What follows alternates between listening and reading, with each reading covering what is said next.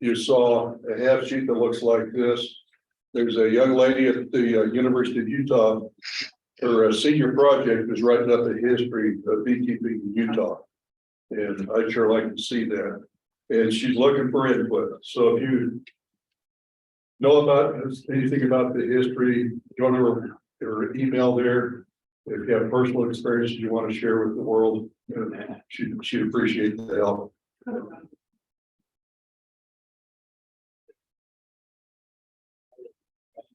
Now, once again, you're getting a 4-H lesson here.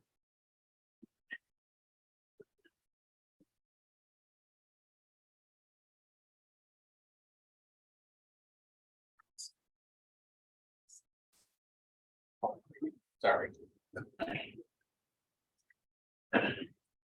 They get a workbook. It's about a quarter of an inch thick. Kind of like it has some instructions and questions and checklists for examining the hive and so on. And after a year of working on this workbook, I consider them to be experienced beekeepers, and then I expect them to help me teach things each month. And I give them a certificate that says that we're in Iron County, so the certificate says hired beekeeper. So kind of a neat thing for the kids. And I asked them for a hive report. How are your bees doing? They said, well, I don't know. They're buried under the snow. We shovel snow off the entrance. And let me know. Anybody know what the difference is between sucrose, fructose, and glucose? Different kinds of sugars. Different kinds of sugars. So sucrose is a complex sugar. This is what the molecule looks like. And if you cut that right down the middle, you've got glucose on one side, fructose on the other. And that's what the bees do. The nectar is mostly water with some sucrose in it. The bees break that down into glucose and fructose. And we call that honey. They ask them what hemolymph is. That's their blood. It does the function of our blood in our lymph system. And the bee, well, I'll get to that later. So that's the circulatory fluid, and when you hit a grasshopper with your windshield, all that fluid you see on the windshield, that's the hemolymph. Talk a little bit about the parts of the flower. You see the sepals here. That's the green leaves around the bottom of the flower. Then you have the petals that are colored. Then you have the pistil, that's the female part of the plant, and then the stamen and anther with the pollen, the male part of the plant. And down here at the bottom is the nectary. That's where the bees go to get their sugar water to bring home make honey. And they're going to collect the pollen off the anthers, and that's what they eat for protein. So the trick here is we want to get pollen to the pistil so that it'll fertilize the eggs down at the bottom of that pistil. Some plants are self-pollinating. For example, tomatoes don't need a pollinator. They just need a little vibration, and the wind will do that. So they pollinate by themselves. Some plants, well, all plants only reproduce within their own kind. So apples will reproduce and pollinate other apple trees, but an apple tree won't pollinate a cherry tree. And sometimes the pollen has to go from a different variety of apple to a different variety of apple to get a good fruit.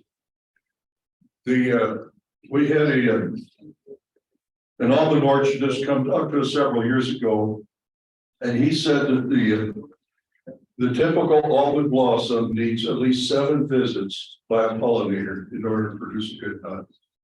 So that tells us our bees are pretty important to them. Can you turn the volume up there, Dave? What's that? Can you turn the volume up? Sorry.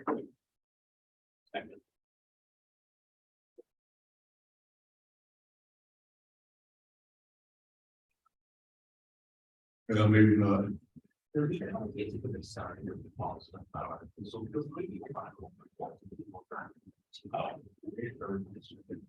Hold on. Produced in pollen grains in the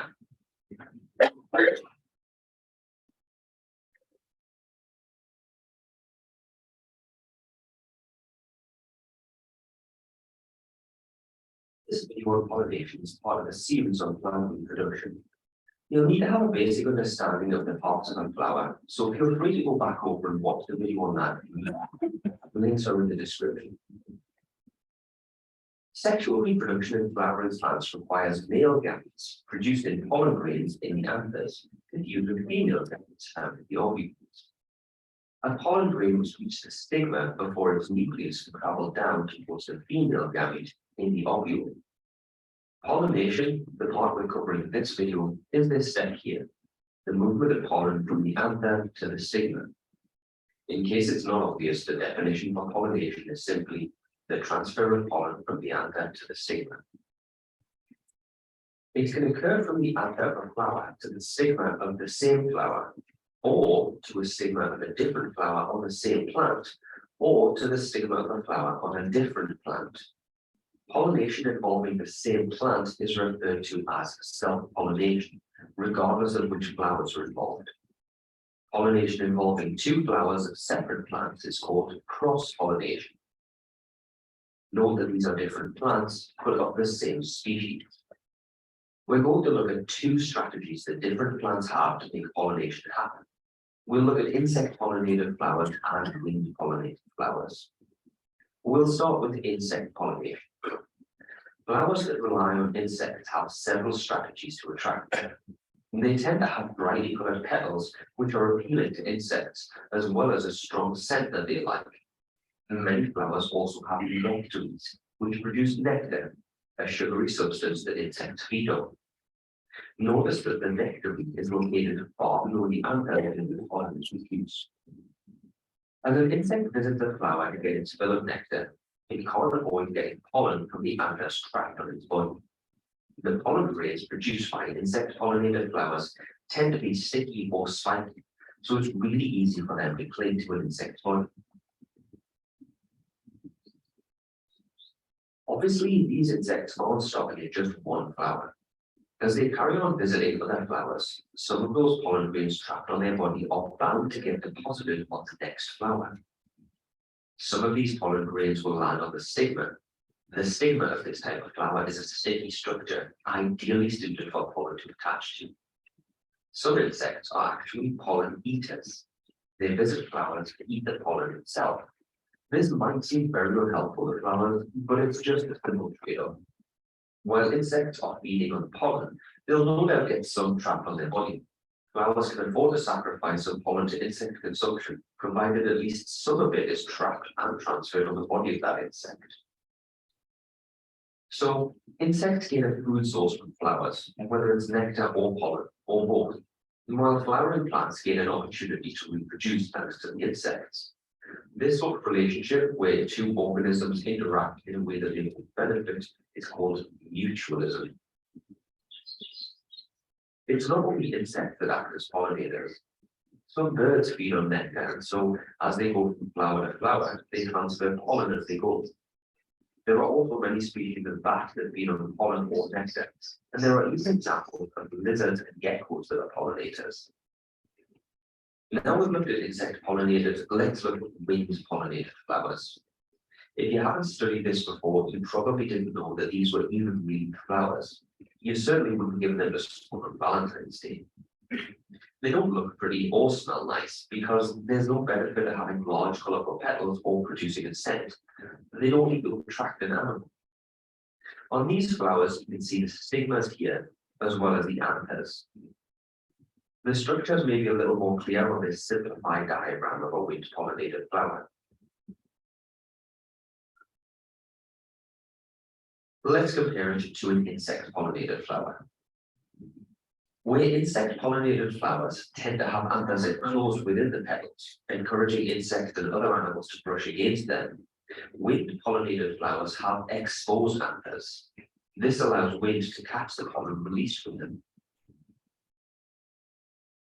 Compared to the larger, sticky or spiky pollen grains of the insect-pollinated flowers, wind-pollinated flowers produce smaller, lightweight pollen grains, allowing them to be carried easily in the wind. And the pollen grains are usually produced in larger numbers, to account for the fact that only a small fraction of the pollen that leaves the anther will find its way to a stigma of the same species of flower. Where the stigmas of insect-pollinated flowers tend to be sticky, to allow pollen on insects to attach, the stigmas of wind-pollinated flowers are usually feather-like in structure. This makes it easier to trap pollen passing by in the wind. The next step for reproduction in flowering plants is for the male gamete to travel to the ovule where fertilization can take place. That's all covered in the next video, which is linked in the description.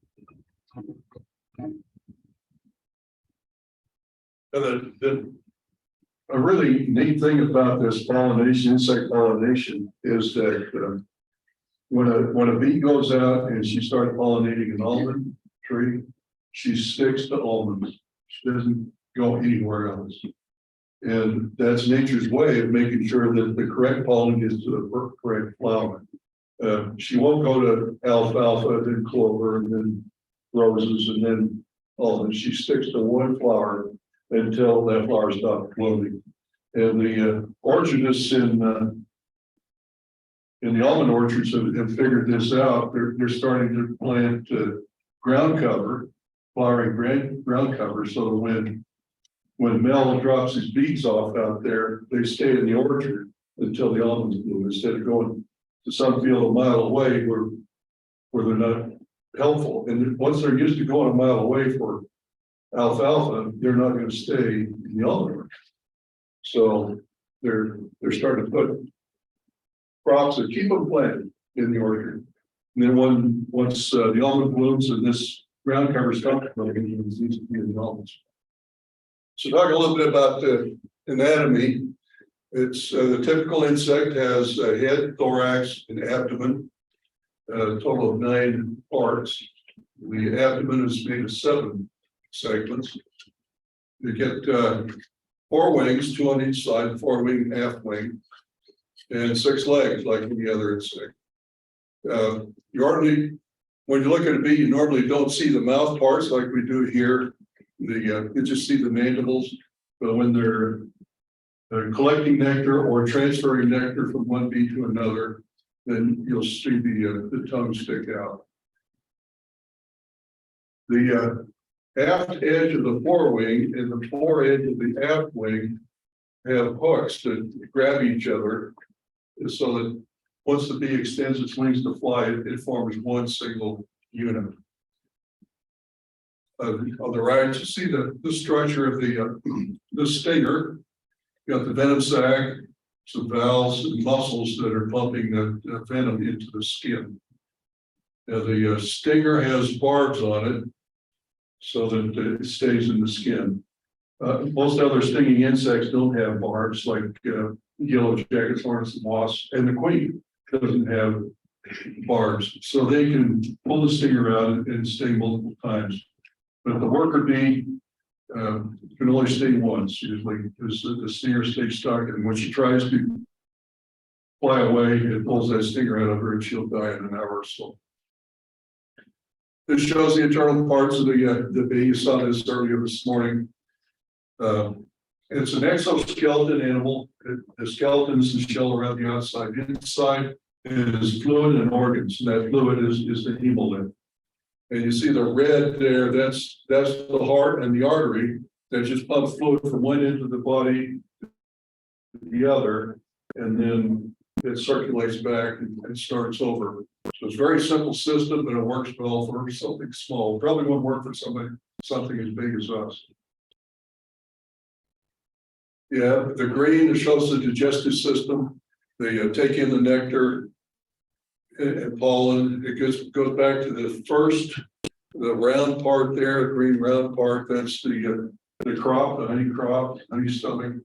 That does not have any digestive function, as far as I know. There's a valve between that and its real stomach, called the ventriculus. And that will, that has hairs that will pull the solids, the pollen out of the nectar into the stomach for digestion. And of course, some of the nectar is going to pass through too, because the bee needs the energy from that sugar. And then it becomes digestible stuff. Some people say, well, how do you use bee vomit? Well, vomit is something that's actually in your digestive system. And here it's not getting to the digestive system that they make honey from. I sure hope I'm telling the right thing because I've got an entomologist in the room here. This is a hind leg of the bee. On the upper part there, you have a bunch of hairs called the whole bee is covered with hair, but you have some specialized hair that are extra long.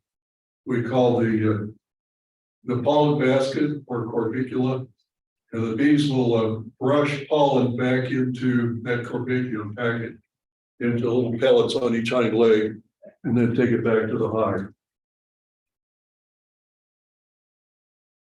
On the abdomen, you have coming out between the segments on the abdomen, you have glands, wax glands are producing the flakes of wax. The bees will pick those off and use their mandibles to chew it in the shape of honeycomb for us.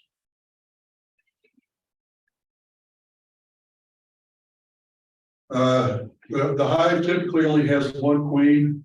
Occasionally you'll see maybe a mother-daughter living together. But it's usually if you have more than one queen, they'll fight to the death. She's the only bee in the hive, the only female bee in the hive that's capable of mating. The workers are also female, but they're not capable of mating. Yes, they can lay eggs, but they're not produce drones. So the queen is capable of mating, and if she does, then she'll lay worker eggs in addition to drone eggs.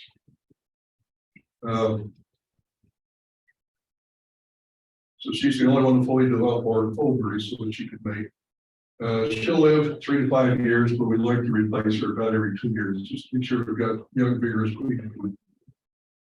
She only mates once, but with several drones, hopefully a couple of dozen. The more drones she mates with, the more genetic diversity you'll have in the hive, which improves the overall health of the hive. Earlier today, we talked a little bit about Africanization. You don't want any of those drones to have Africanized drones. And down in the southern Utah, I tell people down there, if you catch a swarm in Washington County, King County, strain that swarm through a queen excluder and kill everything that won't fit. What get rid of those African genes. But the better to not let the bees swarm. You want to always have a queen in there that you know the genetics. When people let them swarm, they're going to replace the queen that just left with half your bees, and who knows what she's going to make. So don't let them swarm, and always make sure you know the genetics of the queen in there. She's works pretty hard, almost as hard as some of the women in the room here. She'll lay up to 2,000 eggs a day, more than her body weight. You can imagine she needs a lot of food to be able to do that, so she's surrounded by workers that take care of her. Fertilized eggs become female, workers or queen. Unfertilized eggs become drones. There's some cases where fertilized eggs can be drones, but the nurse bees recognize those and they remove them. The only way you get we call that half diploid, as both parents. About the only way you get a diploid drone is to have her lay the egg and then remove it and feed it yourself instead of letting the bees feed it. Because the workers will destroy the diploid drones. When she dies or becomes unproductive, not laying as much, or her natural pheromones are depleted, her daughters will start making a replacement. And those are the cells that you usually see across the face of the comb. Swarm cells you see around the edges and the bottom. If you see queen cells, queen cups across the face of the comb, that's usually where they're going to replace the old lady and get a new one. The difference between a worker and in the queen is how they're fed in the larva stage. The queen gets fed royal jelly her entire larval stage and hopefully gets fed very, very well, a huge surplus. That gives us the best queens. The workers, after a couple of days of royal jelly, get fed a different diet with a mixture of pollen. And so the difference in diet turns on the genes to make the queen, it turns off the worker genes and vice versa. The queen takes 16 days from an egg to emergence. They're the fastest to come out. And I'm sure that's partly because of the extra nutrition she's getting in the larval stage. And if they're creating a supersedure queen, that's an emergency. Or the queen has died, a beekeeper killed her or something like that. This emergency, you need the new queen to come out quick. So she matures pretty quickly. The queen cell is quite a bit larger than the others. It looks like a peanut, about the size and shape of a peanut. Usually hanging straight up and down on the comb. Again, she gets fed extra royal jelly, and that allows her to fully develop sexually.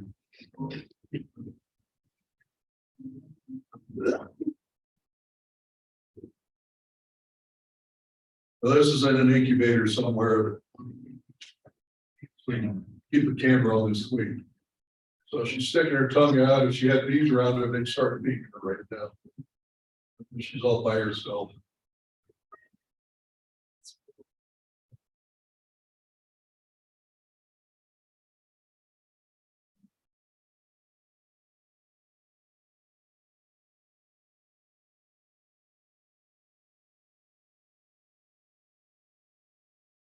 I've had the privilege of watching this a couple of times.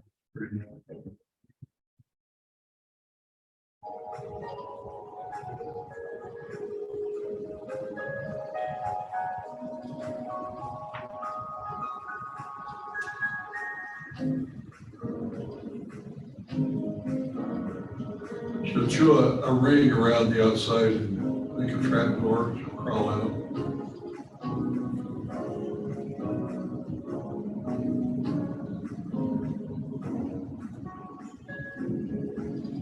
She'll hang around the hive for a few days, body will harden a little bit better, her wings will harden, then she'll go up, start her mating flights.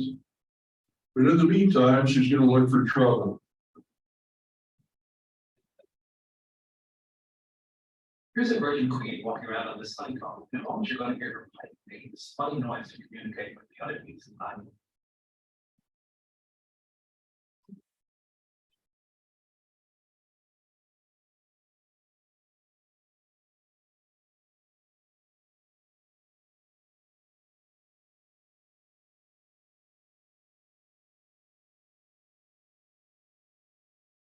She's announcing to the other virgin queens in the hive where she is, so they can get together and fight it out. Ask your business to keep the virgin queen. Here's your neighbor.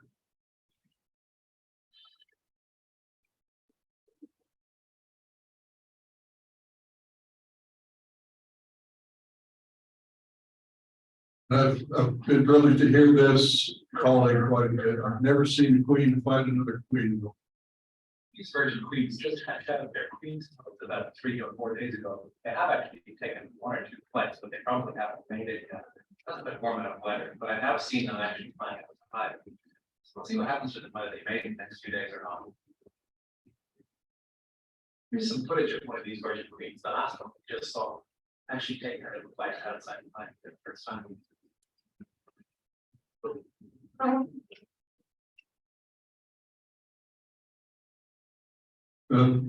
As the queens come out, they start going around and making these calls. You know, they're challenging other queens in the hive to a fight. And you'll have queens that are still in the cell, and they will respond with their call. And first queen that comes out is go find that cell, chew a hole in the side, and kill her rival. And they'll do that until there's only one queen left. And then you go out to mate and wind up on somebody's windshield. And now you're queenless. That's The worker bee is also female, but she's not capable of laying fertile eggs. She can only lay drone eggs. And I think there's nature has a reason for this. If you lose the queen for some reason, they can't replace her. These workers can lay eggs. They're all drones, but it's the last ditch effort to perpetuate the genetics in that colony. So they're not completely doomed. They might die, but their genetics will live on a little bit. It takes her 21 days from egg to emergence, a little bit longer. They're all female, but not able to mate. Talked this morning about how long they live. The mites will knock a third of that off. So we got to keep those mites under control. Almost all of the bees in the hive are worker bees, tens of thousands. In the middle of the summer, you'll peak out 70,000, 80,000 bees in there. And we talked about the stinger. She has a barb stinger, can only sting one time. The workers go through different stages of jobs. They'll start out when they come out of the cell. They'll take a day or two to get a little bit more maturity, then they'll become housekeepers, clean up the hive. They'll progress to being a nursemaid. The younger nurse bees produce a less rich substance for feeding brood, and they seem to be attracted to the older larvae. The older larvae. The older nurse bees are more mature and produce a richer royal jelly. And they'll feed the younger larvae and the queen throughout her entire larval period. The construction workers, they're the ones that are the most adept. They're at the right age to produce lots of wax and build comb. The grocer bee is the one that's going to meet the nectar forages at the entrance and bring that nectar in and find a place to store it. Undertaker, kind of sell your pointer, they haul their dead sisters out. And guard bees, after about 21 days of maturity, they'll start guarding the hive, and then they move into the forager role, and that's where they finish out their life. It says here they collect pollen and nectar. They also collect water and plant resins to make propolis. The male is called the drone. He's the product usually of an unfertilized egg and only has the chromosomes of his mother. Doesn't have a father. His grandfather didn't know about the father.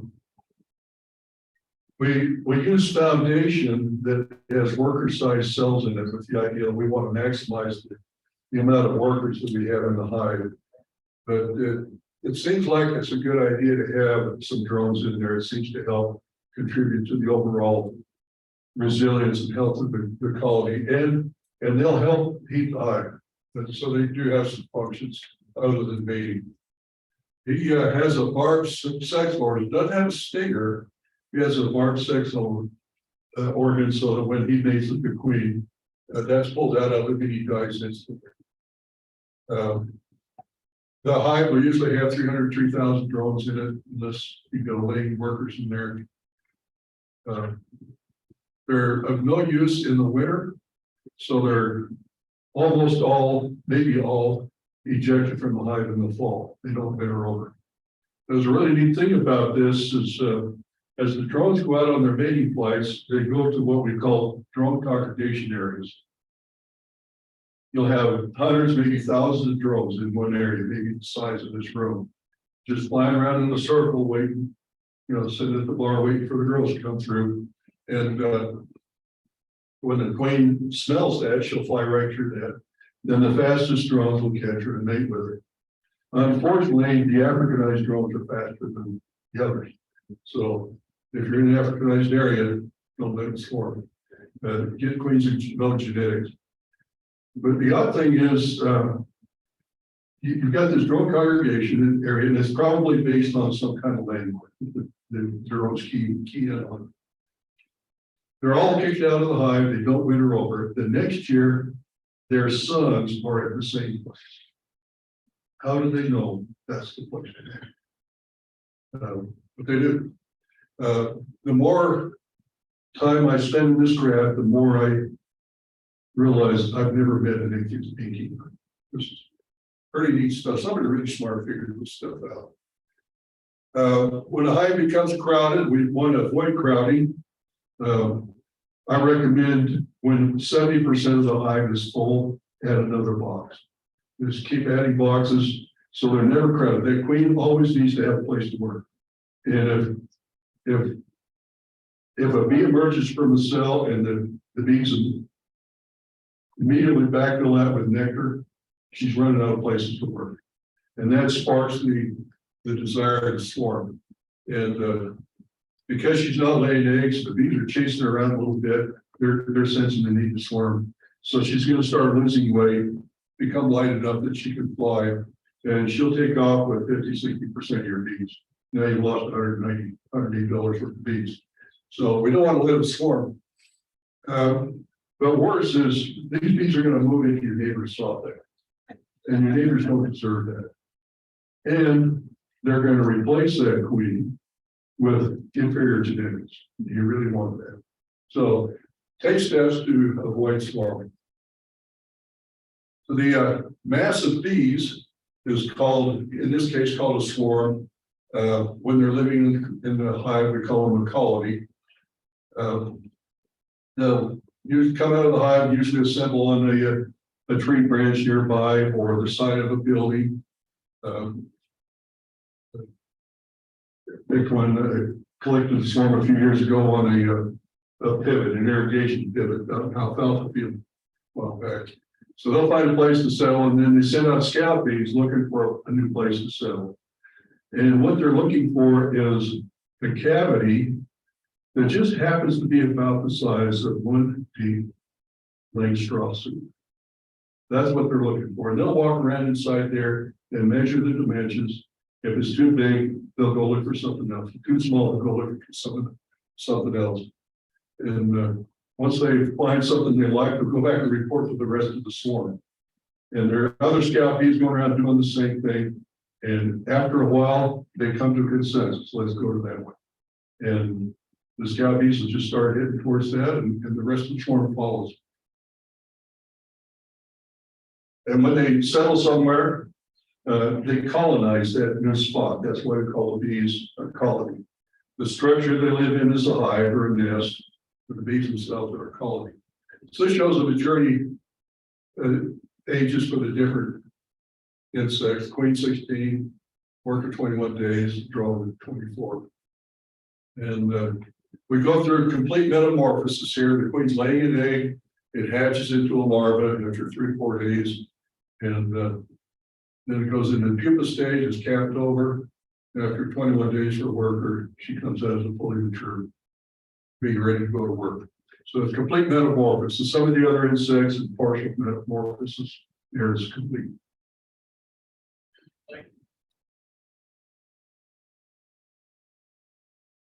Yes, sir. This, the life cycle on the queen, does that include the construction of the cell? Yeah, that's from egg until she comes out. So they have to build the cell first. Yeah, so that's not included. That's not, Yeah, so when you're grafting for the queens, you gotta do all the building first, and then you still got another 16 days.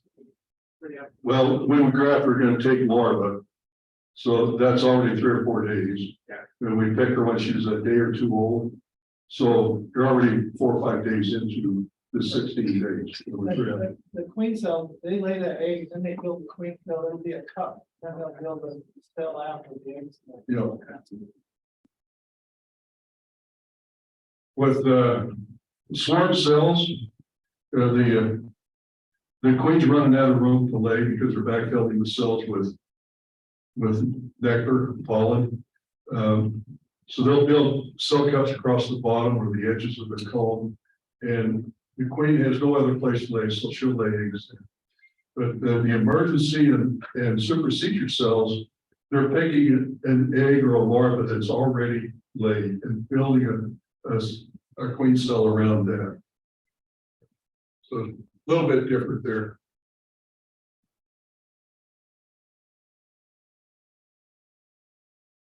This will show a queen walking around the comb. Hopefully. Inspecting. Well, what she does, she goes around and inspects the cells and makes sure that they're clean, that there's not already something in there, some pollen, egg or something. And if it's satisfactory, she'll measure it. Some people stay with their antennae, sometimes some people stay with their feet. Measure the dimensions, and that tells her whether to lay a fertilized egg or an unfertilized egg. But if she's not happy with the cell, she won't lay anything at all. And this video that played will show a queen doing that for us.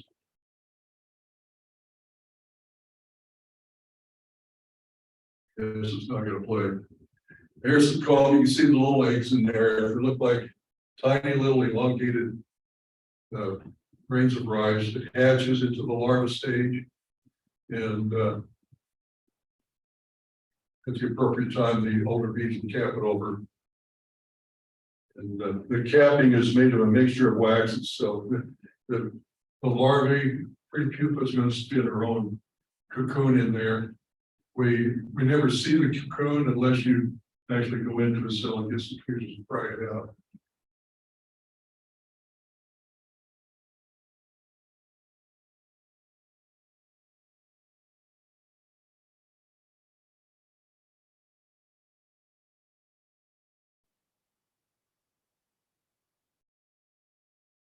We saw that video earlier. What's not playing now?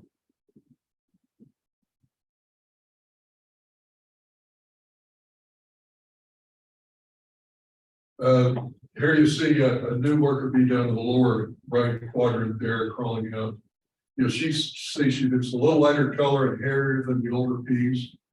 As over the next couple of days, she'll darken, and throughout her life, she'll start losing hair. It happens to people too, from experience.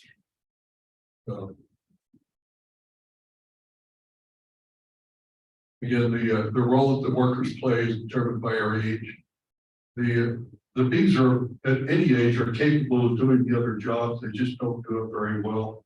A bee that's 4 weeks old can still be a nurse bee. They just don't do it very well. And a young bee can be a forager, they just don't do it very well. So they have their age-related roles.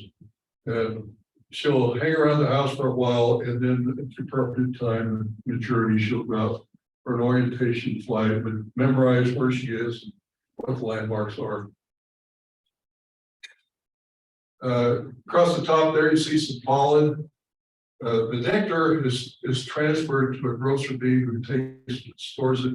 In the case of pollen, the actual forager goes and stuffs it in there.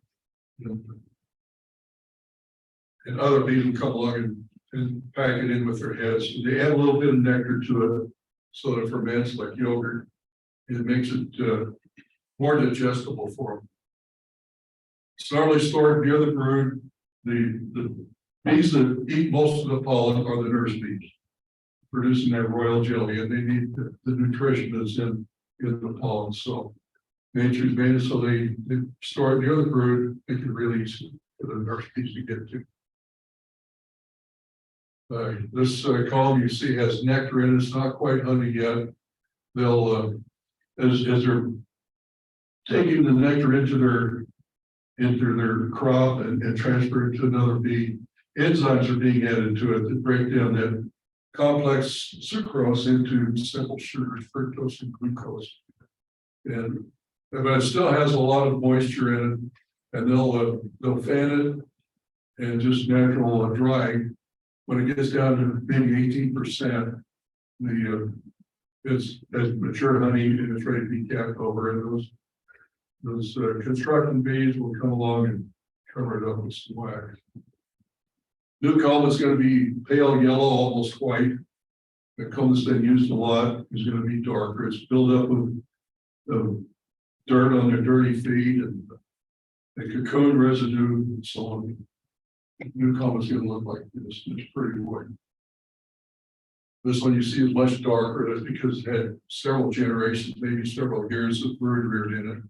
And then that darkens it every time it's used to raise a bee.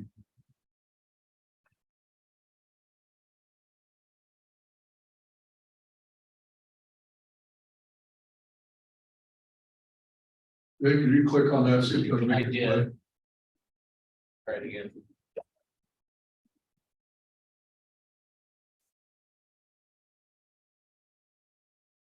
Well, works on like. This shows that what the bees do throughout the year, from October to March, and they're wintering over. They're not raising much new brood. Depending on the climate, they could be raising some. Down in Washington County, they probably have brood year round. Colder climates up here in Iron County. There'll be a couple of days or a couple of months where there isn't any brood. But this is a good time for us to get ready for the next season. Get new equipment, order new days, recondition equipment we have, study, learn, and if necessary, feed bees. Now, if you're not too selfish at harvest time, you don't need to feed your bees. But a lot of us are a little selfish. And there's a guy on the internet, Ian Stephan, we had him talk to us a couple of years ago. He takes all the honey and feeds them really heavy with syrup to get them up to weight. And the reason he does that is most of his honey is coming from canola, which granulates real fast. And the bees have a hard time with that. So he feeds them syrup to get them up to weight. So if that's your case, then feed them. But otherwise, I think it's best to leave them with their own honey. And in our climate, that's about 1 deep full box of honey. And I very rarely have to feed them. I have one went into the winter light, and I gave it some solid sugar. All to carry it through instead of syrup.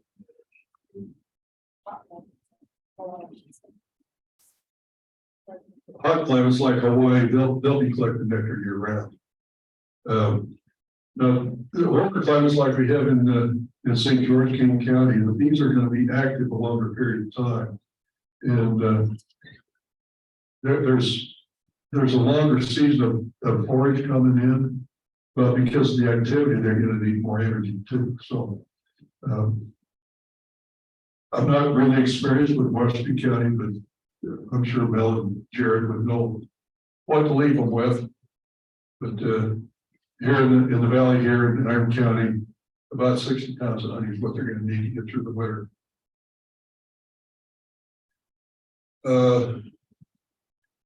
About now, March, late February, March, the bees going to start laying eggs again. And April to May is when you're going to receive new packages and nukes. You'll be installing those. The equipment's already ready. You're prepared for that in January. April to September, you start doing your bi-weekly colony inspections and monthly mite counts. And we're looking for diseases, pests, applying medications when necessary, making sure we have a healthy queen. You don't need to see the queen, that's always neat if you do, but you want to see evidence of a queen. You want to see eggs and young larvae. That tells you you've got a queen that's working. And make sure they have space. When you get down to 70% of the hive full, 30% empty, add a super so that queen always has room to work. May to August is the swarming season. There's a little ditty I learned way back in the 60s. The swarm in May is worth a load of hay. The swarm in June is worth a silver spoon. The swarm in July isn't worth a fly. So if you catch a white swarm, you're going to have to feed them a lot to get through the winter, or just merge them with another colony that needs a little reinforcement. But that's the swarming season. And if you go to the association website, down the bottom of every page, there are 3 links that you click on to get on the list to be called for swarms. somebody's maintaining a database of those three places, get on there, and you might get a phone call or two. Go out and catch a swarm of free bees from your neighbors. August is when I harvest. You can do it any time of the year. This is the way I do it. Like I said this morning, it's because of the rabbit brush. I don't care for rabbit brush. But you want to leave about 60 pounds for overwintering. September to October, the queen's going to reduce and basically stop laying eggs. And that's when we might want to make sure that the hives are ready for winter. You want to make sure that all the honey is in one place. You don't want a frame here and a frame here and a frame here. You want all the honey in one place so that the bees don't need to break up the cluster to get to where the food is.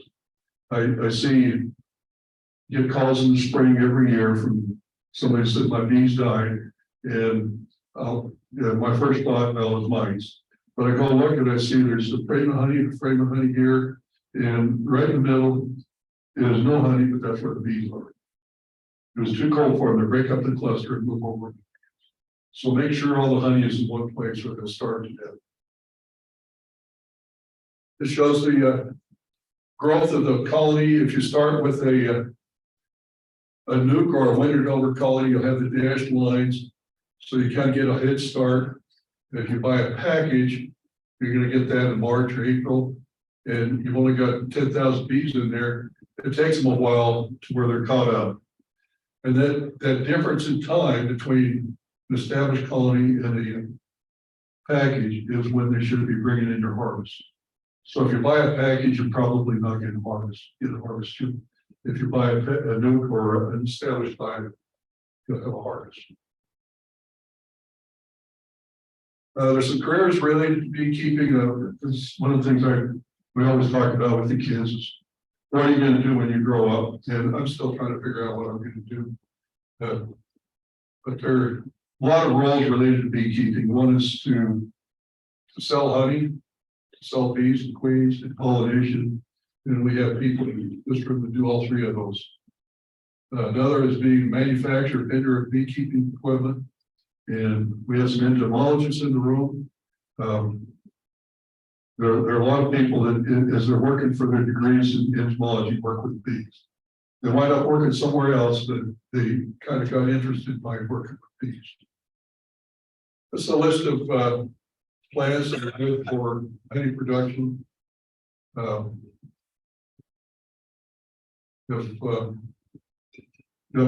When after the conference, I'll process all of these. We're recording this. I'll process these videos, break them up by speakers, and so you'll get this. You'll get a link to be able to download this. Take a look at this list. And that's it. Any questions?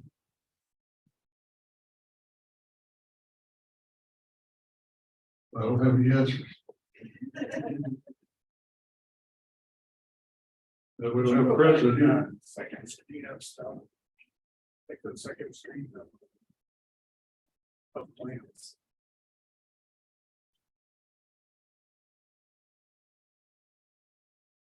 For my club, I make a PDF of all these slides, so the kids get to take home one of these and put it in their workbook. And you see that the videos, I have the link where the kids can look at it again if they want to.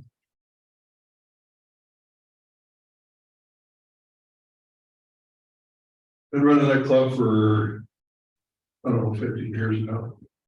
I started out in 4-H as a youth, at about 12. It was a beekeeping club. And when we moved back to Utah after my service in the Air Force, I've been a firearms instructor for decades. And I went down to the 4-H office and said, I would like to start a youth shooting club. And so I got started, and then a couple of years later, the 4-H coordinator, I went into the extension office. The 4-H coordinator just looked around the room. Oh, I wish we could find somebody to start a beekeeping club. And about the third time that she did that, I took it out of right edge. Well, so been running 2 clubs now.